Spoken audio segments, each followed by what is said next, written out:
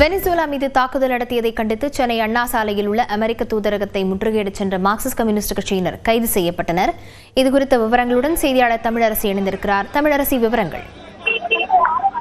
Lavanya, Venezuela மீது America தாக்குதல் நடத்தியதை கண்டித்து மார்க்சிஸ்ட் கம்யூனிஸ்ட் கட்சியின் சார்பில் சென்னை அண்ணா சாலையில் உள்ள அமெரிக்க தூதரக முற்றுகை போராட்டம் அறிவிக்கப்பட்டிருந்தது. இந்த நிலையில் இன்று காலை தற்போது இந்த முற்றுகை போராட்டத்திற்காக வரக்கூடிய மார்க்சிஸ்ட் கம்யூனிஸ்ட் கட்சியினரை தற்போது காவல்துறையினர் கைது செய்து வருகின்றனர். இந்த கைது நடவடிக்கை